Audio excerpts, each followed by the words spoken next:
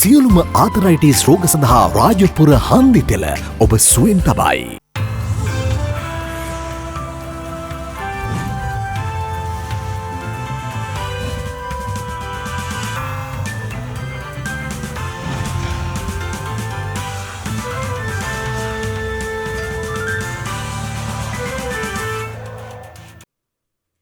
ආයුබෝවන් යථාර්ථවාදීව ලෝකයේ දෙස බලන්නට සත්‍ය සිදුවීම් සම්පින්ඩනයක පුවත් දිගහැරුම ශ්‍රද්ධා රූපවාහිනී 6:30 ප්‍රධාන ප්‍රවෘත්ති විකාශය සමගින් මම ලකිඳුනුවංග ප්‍රථමයෙන් සිරස්තල.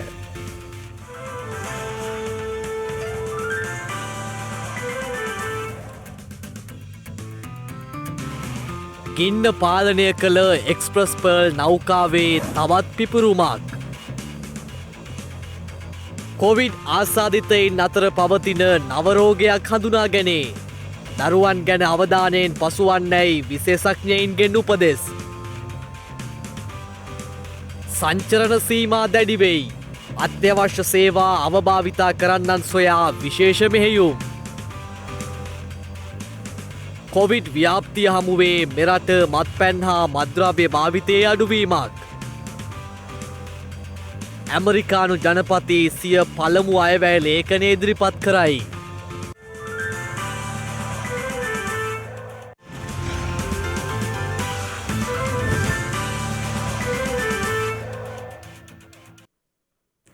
දිවයින පුරා ක්‍රියාත්මක සංචරණ සීමා තවදුරටත් අඛණ්ඩව ක්‍රියාත්මක වනවා. ඒ අනුව සංචරණ සීමා උල්ලංඝනය කරන පිරිස් සම්බන්ධයෙන් විශේෂ මෙහෙයුම් අද දිනේත් ක්‍රියාත්මක වුණා.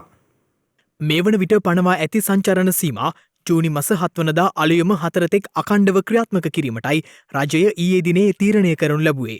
කෙසේ නමුත් අත්‍යවශ්‍ය සේවා ක්‍රියාත්මක වීමට තවදුරටත් අවසර හිමි වනවා. අත්‍යවශ්‍ය සේවාවල නියුතු පුද්ගලයන් ඒ බව සනාථ කරමින් සිය ආයතනය මගින් නිකුත් කරන ලද ලියවිල්ලක් අද දිනේ සිට මාර්ග රාජකාරී නියුතු පොලිස් නිලධාරීන් වෙත ඉදිරිපත් කළ යුතු බවයි පොලිසිය ජනතාවට දැනුම් දෙන්නේ.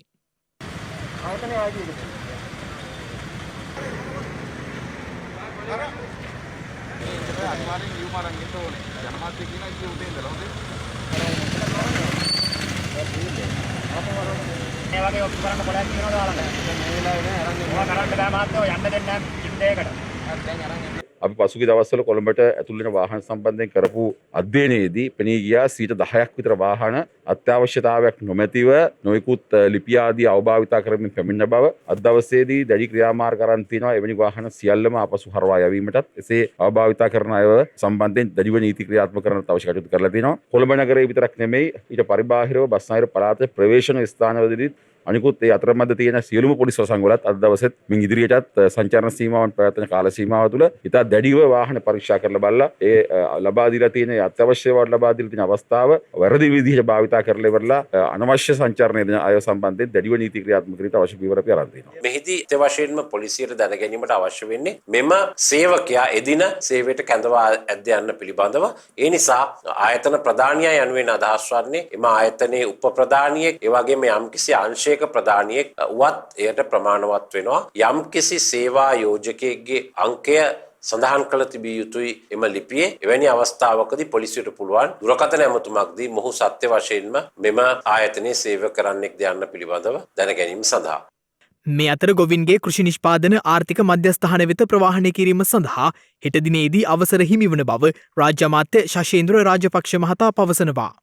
මේ මාසේ 30 වන ඉරිදා බස්නාහිර පළාතෙන් පිටත පවතින දඹුල්ල, තම්බුත්තේගම, නුවරඑළිය, කැප්පෙටිපොළ, ඇඹිලිපිටිය සියලුම ආර්ථික මධ්‍යස්ථාන තොග වෙළඳාම් කටයුතු සඳහා විවෘත කරන බව පවසිය යුතුයි. ඒ වගේම මේ මාසේ 31 වන සඳුදා බස්නාහිර පළාතේ තිබෙන ආර්ථික මධ්‍යස්ථාන නාරහෙම්පිට, බෝකුන්දර, මීගොඩ, රත්මලාන, වැලිසර, වේයන්ගොඩ විවෘතව තබනවා. සංචරණ සීමාවන් ඉවත් නොකරන නිසා සිල්ලර වෙළඳාම් කටයුතු කිරීමට අවසරය ලබා දිය නොහැකි. මේ ආර්ථික මධ්‍යස්ථානයන් සඳහා ඇතුල් විය හැක්කේ දිස්ත්‍රික් ලේකම්තුමන්ලාගේ අවසරය ලැබුණ ප්‍රාදේශීය ලේකම්තුමන්ලා හරහා නිකුත් කරන අවසර පත්‍රය ලබාගත් ජංගම වෙනදාම් සඳහා අවශ්‍ය ආහාර ද්‍රව්‍ය රැගෙන එන අයට පමණයි. 30-31 ආර්ථික මධ්‍යස්ථාන අරලා තිනවා තොග. ඒ තොග ආර්ථික මධ්‍යස්ථාන විසින් ඒ දිස්ත්‍රික් වලට ගෙනත් දෙනවා. ඒ හරහා බෙදා දීමක් තමයි සිදු වෙන්නේ. ඒ නිසා කිසිම අනියම් බියක් ඇති කරගන්න අවශ්‍යතාවයක් නැහැ. ගොවියන්ට තමන්ගේ නිෂ්පාදන ටික මිලදී ගන්න ආර්ථික මධ්‍යස්ථානය අරලා තියෙනවා. ආර්ථික මධ්‍යස්ථානය හරහා දිස්ත්‍රික් ලේකම්වරුන්ට බඩු වෙනවා. දිස්ත්‍රික් ලේකම්වරුන් බලපත්‍ර දීලා ගම් මට්ටමින් බෙදා දීමේ වැඩපිළිවෙල හදලා තියෙනවා. කෙසේ වෙතත් අදාළ කෘෂි නිෂ්පාදන ආර්ථික මධ්‍යස්ථාන වෙත රැගෙන යාමේදී ඒ සම්බන්ධයෙන් තහවුරු කරන ලේඛනයක් පොලිස් නිලධාරීන් වෙත ඉදිරිපත් කළ යුතු බවයි ඊයේ පැවති විශේෂ සාකච්ඡාවට එක්වෙමින් පොලිස් මාධ්‍ය ප්‍රකාශක නියෝජ්‍ය පොලිස්පති අජිත් රෝහණ මහතා පැවසුවේ. ඊයේ දිනේදී ආසාදිතීන් 2850 දෙනෙකු වාර්තාවීමත් සමග මෙරට සමස්ත කොවිඩ් ආසාදිතීන් සංඛ්‍යාව 1,77,711ක් දක්වා ඉහළ ගියා. අවසන් වරට වාර්තා වූ කොවිඩ් ආසාධිතයන් අතරින් අලුත් අවුරුදු කොවිඩ් පොකුරෙන් ආසාධිතයන් 2845 දෙනෙකු හඳුනාගෙන තිබෙනවා. එමෙන්ම විදේශයන්හි සිට පැමිණි 5 දෙනෙකුද හඳුනාගත් ආසාධිතයන් අතර වන බවයි රජයේ ප්‍රවෘත්ති දෙපාර්තමේන්තුව සඳහන් කළේ. ඊයේ හඳුනාගත් ආසාධිතයන්ගෙන් වැඩිම පිරිසක් කළුතර දිස්ත්‍රික්කයෙන් වාර්තා වී තිබෙනවා. එම සංඛ්‍යාව 512ක්. දෙවනුවට වැඩිම ආසාධිතයන් ගම්පහ දිස්ත්‍රික්කයෙන් වාර්තා වන අතර එම සංඛ්‍යාව 443ක්. කොළඹ දිස්ත්‍රික්කෙන් ඊයේ වාර්තා වී තිබුණේ ආසාදිතයන් 281 දෙනෙකු පමණයි. මේ අතර කොවිඩ් ආසාදනයෙන් පසු ඇතිවිය හැකි බහුපද්ධති රෝගී තත්ත්වය දරුවන්ට භයානක විය හැකි බැවින් දරුවන් කොවිඩ් වෛරසයෙන් ආරක්ෂා කර ගන්නා ලෙස ළමා රෝග විශේෂඥ වෛද්‍ය දීපාල් පෙරේරා මහතා පවසනවා. කොවිඩ් රෝගීන් දවස් 14ක් විතර ගියාට පස්සේ ඔවුන්ගේ උණ තත්ත්වය තව දුරටත් පවතිනවා. නැත්තම් දවස් 14කට පස්සේ ආපහු උණ ඇස් රතු වීම, දිව රතු වීම, ඇඟේ රතු ලප වගේ ඇතිවීම, ඒකම උදාසීනකම, මලානිකකම, ඇඟපත රුදාව, බඩ රිදීම වගේ රෝග ලක්ෂණ මේ අයට දවස් 14 පෙන්නට පස්සෙත් මතුවෙනවා නම් මේකට හේතුව බහුපද්ධති රෝගකතාවයද කියලා අපි සොයා බැලිය යුතුයි. ලෝකේ හැම රටකම කොවිඩ් වලට පස්සේ මේක වාර්තා වෙන්න පටන් අරන් තියෙනවා, විශේෂයෙන්ම ඉන්දියාවේ. ඉතින් අපේ රටේ කීප දෙනෙක් පහුගිය කාලෙදී මතු වුණා. ඉතින් මෙතනදී සාමාන්‍ය කොවිඩ් රෝගියෙක්ට වඩා මේ දරුවන්ව විශේෂයෙන්ම බලාගත යුතුයි. බොහෝ විට දැඩි සත්කාර ඒකකයට දාලා මේ දරුවා බලා ගන්න වෙනවා. මේ අතර අප්‍රේල් මාස 29 වෙනිදා සිට ඊයේ දක්වා කාලය තුල කොවිඩ් ආසාදිත මරණ 39ක් සෞඛ්‍ය සේවා අධ්‍යක්ෂ ජෙනරාල්වරයා විසින් තහවුරු කර තිබෙනවා. ඉන් මරණ 9ක් ඊයේ දිනේදී සිදුව ඇති බවයි රජයේ ප්‍රවෘත්ති දෙපාර්තමේන්තුව සඳහන් කළේ. මේ මාස 25-26 යන දිනවල මරණ 8 බැගින් වාර්තා වී ඇති අතර 27 වෙනිදා වාර්තා වී ඇති මරණ සංඛ්‍යාව 7ක්. ඒ අනුව මෙරට සමස්ත කොවිඩ් මරණ සංඛ්‍යාව 1363ක් දක්වා ඉහළ ගියා. ඉන් මරණ 649ක්ම එනම් 47.85%ක මරණ ප්‍රතිශතයක් සිදුව ඇත්තේ වයස අවුරුදු 71ට වැඩි පුද්ගලයන් අතරින්. මේ අතර වයස අවුරුදු 61ත් 70ත් අතර මරණ 356ක් වාර්තා වී ඇති අතර එය ප්‍රතිශතයක් ලෙස 26.37%ක්. වයස අවුරුදු 9ට අඩු ළමා මරණ 2ක් වාර්තා වී ඇති අතර අවුරුදු 10ත් 30ත් අතර සිදුව ඇති මරණ සංඛ්‍යාව 16ක්. මේ අතර මෙම කාලය තුළ කොවිඩ් ව්‍යාප්තියට අමතරව ව්‍යාප්ත වන වෙනත් රෝග පාලනය සඳහාද ජනතාව නිසි පියවර ගත යුතු බව මහජන සෞඛ්‍ය පරීක්ෂකවරුන්ගේ සංගමයේ සභාපතිවරයා පවසනවා. මේ වැසි සමයත් එක්කම අපිට බොහෝ ප්‍රදේශවල මැස්සන්ගේ මදුරුවන්ගේ ඝනත්වය ඉතාම ඉහළ ගිහිල්ලා තියෙනවා. ඒ වගේම මීයන් වැනි සතුන්ගේ ඝනත්වයත් ඉහළ ගිහිල්ලා තියෙනවා. ඔවුන් නිවෙස් තුළට පැමිණීම වැනි ක්‍රියාත් බොහෝ වෙලාවට දකින්න හම්බ වෙනවා. ඒ නිසා ඉදිරියේදී අපිට බලාපොරොත්තු වෙන්න පුළුවන් ඩෙන්ගු රෝගය සහ ඒ වගේම මැස්සන්ගෙන් බෝ වෙන පාචන රෝග සහ මියුණ වැනි රෝග තත්ත්ව වැඩි වෙයි කියලා ඉස්සරහදී. ඒ නිසා අපි ප්‍රථම නිවෙස් තුල දැනට පදිංචි වෙලා ඉන්න සියලු දෙනාගෙන් අපි ඉල්ලා හිටිනවා මේ රට තුල ලොක්ඩවුන් සමයත් එක්ක නිවෙස් තුලට වෙලා ඉන්නේ. Tamanගේ නිවෙස්ාවට හොඳින් පරීක්ෂා කරලා බලලා මදුරුවන් බෝවන ස්ථාන සියල්ල විනාශ කරලා දාන්න. ඒ වගේම මැස්සන්ගෙන් සහ මදුරුවන්ගෙන් බෝ වෙන අනිකුත් රෝග වළක්වා ගැනීම සඳහා නිසි ක්‍රියාමාර්ග ගන්න කියලා. මේ වන විට කොවිඩ් ආසාදිතව රෝහල්වල ප්‍රතිකාර ලබන පුද්ගලයන් සංඛ්‍යාව 27291ක් වන අතර සුවය ලැබූ සමස්තය දැක්වෙන්නේ 1,48,391ක් ලෙසයි. දෙවන කොවිඩ් රැල්ලේදී වැඩි වශයෙන් ආසාදිතීන් වාර්තා වූ ඉන්දියාවේ දිල්ලි නගරයට පනවා තිබූ සංචරණ සීමා ක්‍රමෙන් ලිහිල් කිරීමට එරට රජය තීරණය කර තිබෙනවා. දින 45කට පසු පළමුවරට ඉන්දියාවේ දෛනික අඩුම කොවිඩ්-19 ආසාදිතයන් සංඛ්‍යාව ගත වූ පැය 24 තුළ වාර්තා වී තිබෙනවා. ඒ අනුව ඊයේ දිනේදී හඳුනාගෙන ඇති නව ආසාධිතයන් සංඛ්‍යාව 1,73,790ක්. ඉන්දිය මාධ්‍ය වාර්තා කළේ මේ වන විට ඉන්දියාවෙන් දෛනිකව හඳුනා ගන්නා නව ආසාධිතයන් සංඛ්‍යාවේ සැලකිය යුතු අඩුවක් පෙන්නුම් කරන බවයි. එලෙස දෛනික ආසාධිතයන් ලක්ෂ 2කට අඩු සංඛ්‍යාවක් වාර්තා වුණේ අඛණ්ඩව දෙවන දිනටයි. කෙසේ වෙතත් ඊයේ දිනේද එරටින් කොවිඩ් මරණ 3617ක් වාර්තා වී තිබෙනවා. ඒ අනුව මේ වන විට ඉන්දියාවේ සමස්ත කොවිඩ් මරණ සංඛ්‍යාව 3,22,512ක් ලෙසයි දැක්වෙන්නේ. මේ අතර දෙවන කොවිඩ් රැල්ලේදී වැඩි වශයෙන් ආසාදිතයන් වාර්තා වූ ඉන්දියාවේ දිල්ලි නගරයට පනවා තිබූ සංචරණ සීමා ක්‍රමයෙන් ලිහිල් කිරීමට ලබන සඳුදා සිට පියවර ගන්නා බව මහ ඇමති අරවින්ද් කේජ්රිවාල් පවසනවා. ඉන්දිය සෞඛ්‍ය අංශ පෙන්වා දෙන්නේ පසුගිය අප්‍රේල් මාසයේදී නගරය තුළ කොවිඩ්-19 ආසාදිතයන් 25,000ක් වාර්තා වූ නමුත් පසුගේ දින කිහිපේ තුළ දිනකට 1,500කට වඩා අඩු සංඛ්‍යාවක් වාර්තා වී ඇති බවයි. ඒ හේතුවෙන් එරට රජයේ මෙම පියවරගෙන ඇති බවයි මහ ඇමති අරවින්ද් කේජ්රිවාල් සඳහන් කර ඇත්තේ. නමුත් වසංගතය තවමත් අවසන් වී නැති බවට නිලධහරින් අනතුරු ඇඟ වූ අතර ආරක්ෂක විධිවිධාන අනුගමනය කරන ලෙසයි එරට සෞඛ්‍ය අංශ ජනතාවගෙන් ඉල්ලා සිටින්නේ.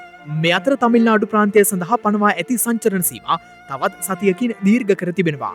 ඒ එම ප්‍රාන්තයෙන් තවදුරටත් වාර්තාගත ලෙස රෝගීන් වාර්තාවීම හේතුවෙන්. එමෙන්ම කොවිඩ් වසංගතය හේතුවෙන් ජූනි පළමුවැනිදා සිට 14 වනදා දක්වා තම රට වසා තැබීමට මැලේසියානු බලධාරීන් තීරණය කර තිබෙනවා. එරට අග්‍රාමාත්‍යවරයා මෙම තීරණය ප්‍රකාශයට පත් කර ඇත්තේ ඊයේ දිනේ කොවිඩ් වෛරස ආසාදිතයන් 8,290 දෙනෙකු හමුවීමත් සමගයි.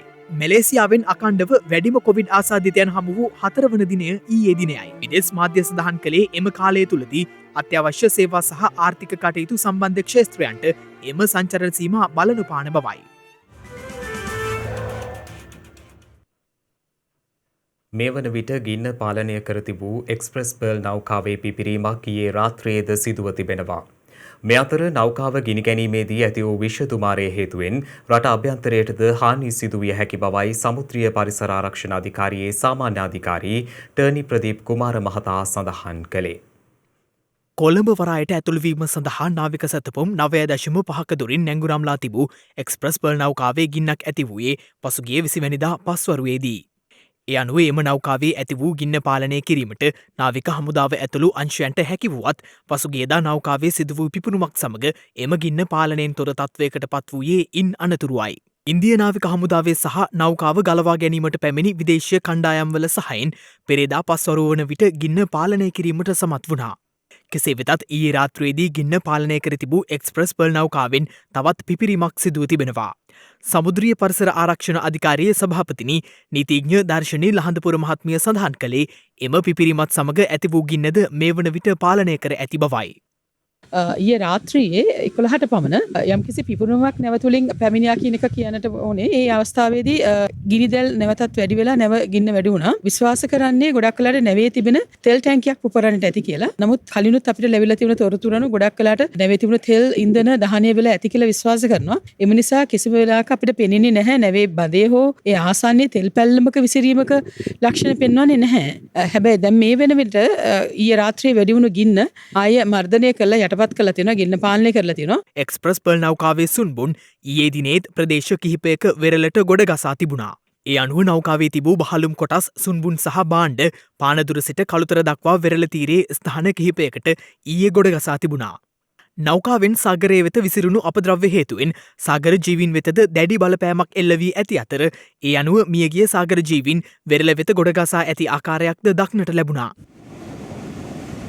ඒ වගේම මේ සතුන්ගේ ගොඩක් වෙලාවට සතුන්ගෙත් ඇඟේ තාමත් කළු පිච්චුණු වගේ කොටස් ඒ වගේම ප්‍රදේශ බලා ගන්න පුළුවන්. විශාල වශයෙන් විෂ සහිත ද්‍රව්‍ය දියර මුහුදට එකතු වීම ඒ වගේම ඒ පිච්චෙන අවස්ථාවේදී දහණිය වුණු කොටස් සමග විෂ ද්‍රව්‍ය මුහුද එකතු වීම හරහා අපේ අධික ජලය මුහුදේ ගමන් කිරීම හරහා මේ මසුන් මිය යන්නේ නැති කියලා අපි විශ්වාස කරනවා. මේ අතර නෞකාව ගිනි ගැනීමේදී ඇති වූ විෂ දුමාරය හේතුවෙන් රට අභ්‍යන්තරයටද හානි සිදු විය හැකි බවටද ටර්නි ප්‍රදීප් මහතා පැවසුවා. මේ කාලෙදී නිරිත්තික සුළං තමයි හමන්නේ. ඒ වගේම බෙන්ගාල බුක්කාශීතවත් විශාල පීඩන අවපාතයක් තියෙන නිසා මේ සුළං රට හරහා තමයි බෙන්ගාල බුක්කා ප්‍රදේශයට ඇදීගෙන යන්නේ. ඒතකොට මේ නැවෙන් නිකුත් වන දුමත් අනිවාර්යෙන් රට හරහා යෑමේදී පොළොවට ආසන්නවෙන් ගමන් කරන තත්ත්වයක් නිරීක්ෂණය කරන්න පුළුවන්. ඒ වගේම මේ නිසා ඉතා සුළු අම්ල වැසික තත්ත්වයක් ඇතිවීමත් බලා ගන්න පුළුවන්. ඒ වගේම කෙසේ හෝ විශාල ප්‍රදේශයක් හරහා මේ ඉතා වේගයෙන් ඉතාමත් සැඩ සුළං සමග මේ දුම්රොටු ගමන් කරන නිසා මෙහි තියෙන භයානක තත්ත්වය ඉතාමත් අඩු වෙන්න පුළුවන්. මොකද මේ වැඩි තනුකරණයක් වීම හරහා කෙසේ හෝ යම්කිසි මට්ටමක තුනක්මක ජලයේ pH අගයේ වෙනස් වීමක් නිරීක්ෂණය කිරීමේ හැකියාවකුත් මේ නිසා තියෙනවා. මේ අතර එක්ස්ප්‍රස් පර්ල් නෞකාව ගිනි ගැනීම හේතුවෙන් නිපද වී ඇති මිශ්‍ර උපද්‍රවකාරී අපද්‍රව්‍ය කළමනාකරණය කිරීම පිළිබඳ මාර්ගෝපදේශ සහ යෝජනා මධ්‍යම පරිසර අධිකාරිය විසින් සමුද්‍රීය පරිසර සංරක්ෂණ අධිකාරිය ඇතුළු අදාළ ආයතන වෙත යොමු කර තිබෙනවා. එක්ස්ප්‍රස් පර්ල් නෞකාවේ ප්‍රවාහනය කළ උපද්‍රවකාරී රසායනික ද්‍රව්‍ය සමග මෙම අපද්‍රව්‍ය මිශ්‍ර වී තිබිය හැකි බැවින් අදාළ නෞකා අනතුර හේතුවෙන් නිපද වී ඇති සමස්ත අපද්‍රව්‍ය උපද්‍රවකාරී අපද්‍රව්‍ය ලෙස සැලකෙන බවත් එබැවින් 2008 වසරේ පෙබරවාරි පළමුවැනි දින ඇති අංක 1534න් 18 දරන උපද්‍රවකාරී අපද්‍රව්‍ය කළමනාකරණ නියෝග ඇතුළත් ගැසට් පත්‍රය සැලකිල්ලට ගනිමින් මෙම මාර්ගෝපදේශ සහ යෝජනා ඉදිරිපත් කිරීමට කටයුතු කර ඇති බවයි මධ්‍යම පරිසර අධිකාරිය සඳහන් කරන්නේ. භාග්‍යවතුන් වහන්සේගේ ධර්මය සැමට පොදු දහමක්. පසුගියදා ලෝකවාසී සැදැහැවත් බෞද්ධ ජනතාව සැමරූ උතුම් වෙසක් මංගල්‍ය සමරන්නට මෙවර ඇමරිකාවේ දවල මන්දිරයද පෙළ ගැසුණා. ඒ ඉතිහාසයේ පළමු වරට වටිනා ආදර්ශයක් ලොවටම ලබා දෙමින්. ලොවෙහි පරම සත්‍ය බුදු දහම සසර සක්මන නවතා දැමීමේ එකම මාවත. භාග්‍යවතුන් වහන්සේ පෙන්වා දුන් ඒ නිර්මල දහම බලා විමසා ධර්මය දැක ඒ මග පියනගන්නට ඕනෑම කෙනෙකුට හැකිය. භාග්‍යවතුන් වහන්සේගේ උතුම් ත්‍රිමංගල්‍ය සිරිසිරිය ලොව පුරා විහිදී ගිය ශ්‍රී බුද්ධ වර්ෂ 2565 වන උතුම් තෙමකුල ලෝකයේම වෙසක් සිරියෙන් රඳන්නට විය. ඒ අතර ඉතිහාසයේ පළමු වරට ඇමරිකාවේ දවල මන්දිරය තෙමකුල් අසිරිය සැමරුවේ බුදු දහම යනු ලොවෙහි සැමට පොදු නිර්මල දහමක් බව පසක් කරමින්. ඇමරිකානු ජනාධිපති ජෝ බයිඩන් ප්‍රධාන රජය විසින් මෙම වෙසක් සැමරුම සමරන්නට එක්ව සිටියේ මහා සංඝරත්නයේද ගෞරවනීය වැඩමවීමෙන් ඇමරිකානු උපජනාධිපති කමලා හැරිස් මහත්මිය නියෝජනය කරමින් දවල මන්දිර දෙවන පෙළ ප්‍රධාන නිලධාරී ඩග්ලස් එම්හොෆ් මහතාද මෙම අවස්ථාවට එක් වුණා. වෙසක් දින සැමරුම ආරම්භ කරමින් එම අවස්ථාවට එක්ව සිටි මහා සංඝරත්නය සහ ඩග්ලස් එම්හොෆ් මහතා පහන් දල්වා එම පරිශ්‍රය ඒකාලෝක කරන්නට වුණා. උතුරු ඇමරිකාවේ ප්‍රධාන අධිකරණ සංඝනායක මේරිල්ඩ් බෞද්ධ විහාරයේ විහාරාධිපති අතිපූජ්‍ය කටුකස්තොට උපරතන නායක ස්වාමීන්ද්‍රයන් වහන්සේද මෙම අවස්ථාවට එක්ව සිටීම සුවිශේෂීතාවයක්. ඇමරිකානු ජනාධිපතිවරයාගේ වෙසක් දින පණිවිඩය මෙහිදී ප්‍රකාශයට පත් කළේ ඩග්ලස් එම්හොෆ් මහතා විසින්. වසර 2500ක ඉතිහාසය පුරා සමරනු ලබන උතුම් වෙසක් මංගල්‍ය දයානුකම්පාව, නිහතමානීකම, පරාර්ථකාමීත්වය යන බුදු දහමේ හරය ලෝකයේ ජනයාටම සිහිපත් කරන බවයි එහි සඳහන් ඇත්තේ. සියලුම මානව වර්ගයාගේ සුභ සිද්ධිය පතා බුදු දහම සිදු කරන කාර්ය මෙහිදී අගය කරන්නට ඩග්ලස් එම්හොෆ් මහතා අමතක කළේ නැහැ. එලෙසින් ඇමරිකාවේ දවල මන්දිරය වෙසක් සමරමින් ලෝකයටම කියා දුන්නේ බුදු දහම සැමට පොදු සනාතන ධර්මයක් බවයි.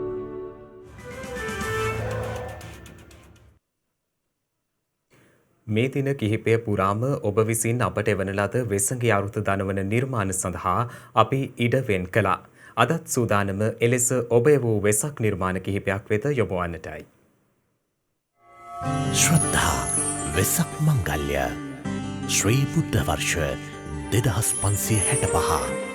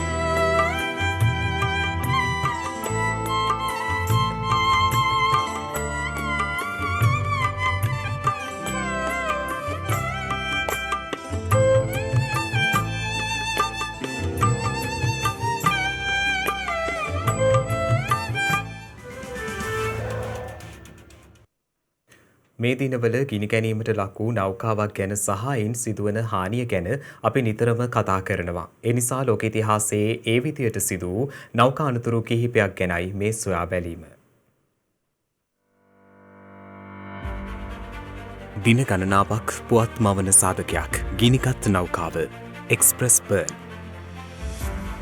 ගිනිගත් නැව් ගැන කතා කරනකොට අපේ මතකයට එන අනෙක් නෞකාව නිව් ඩයමන්ඩ් නෞකාව.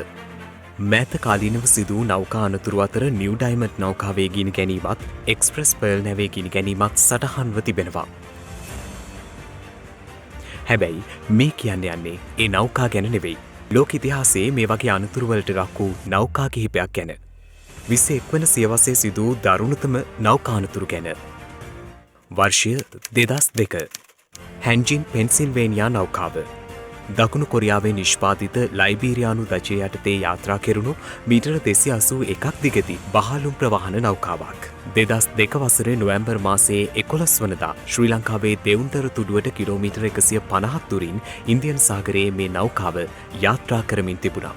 එහි ගමනාන්තය වුණේ යුරෝපය. එදින උදෑසන නෞකාවේ 4 වන කොටසේ හදිසි ගිනිගැනීමක් ඇති වී තිබෙන අතර එවන විට කාර්ය මණ්ඩල සමාජිකින් 21 දෙනෙකු නෞකාවේ සිට තිබෙනවා. ගින්නෙන් එක් සමාජිකයෙකු බරපතල පිරිස්සුම් තුවාල ලබා මියගොස් තවත් අයෙක් අතුරුදන්ව තිබෙනවා. වර්ෂය 2006.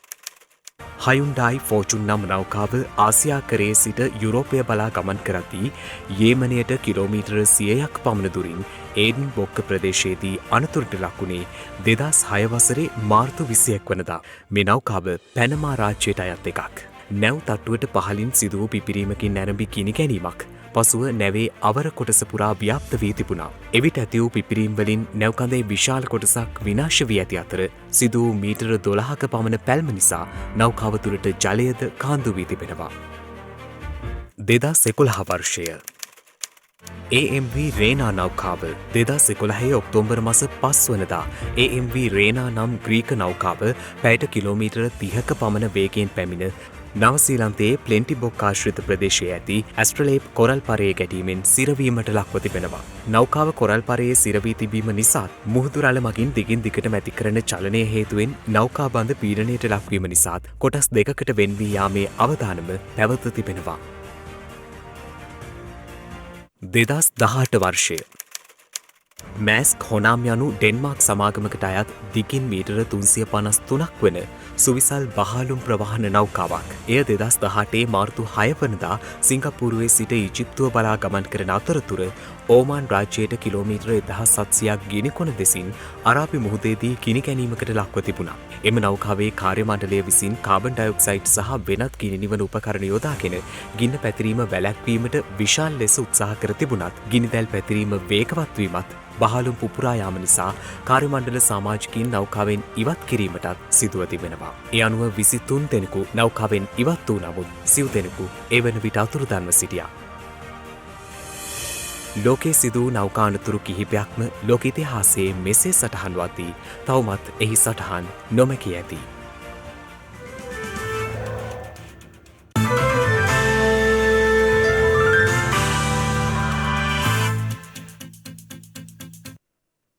අවධානය විදෙස් පුවත් වෙත.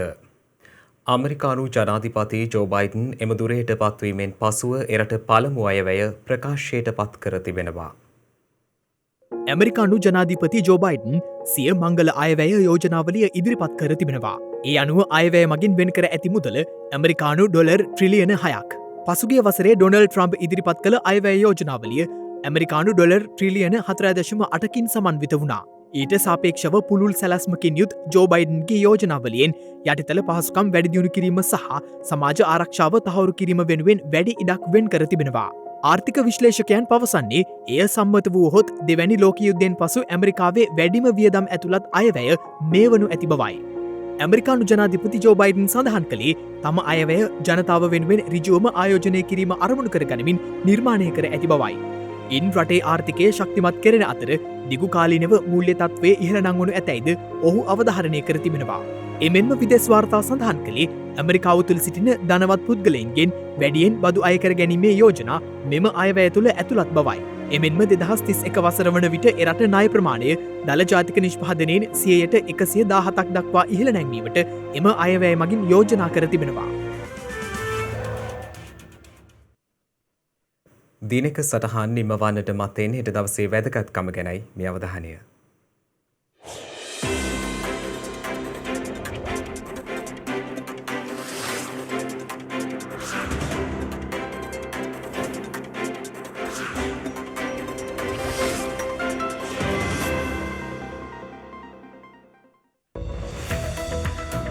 හෙට මැයි 30 වැනිදා යුරෝපීය අභ්‍යවකාශ ඒජන්සිය පිහිටුවා ඇත්තේ 1975 වසරේ මැයි මස 30 වන දිනයි.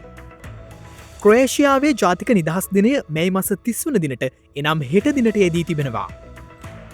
නිවියොක් නගරේ පළමු මෝටර් රථ අනතුර සිදු වී ඇත්තේ 1896 වසරේ මැයි මස 30 වන දිනයි.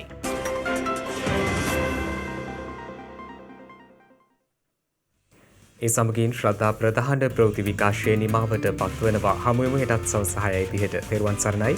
නමෝ බුද්ධාය. මෙවැනි වැදගත් පුවත් නැරඹීම සඳහා ශ්‍රද්ධා TV News YouTube channel එක subscribe කර සීනුව සලකුණ වන්න.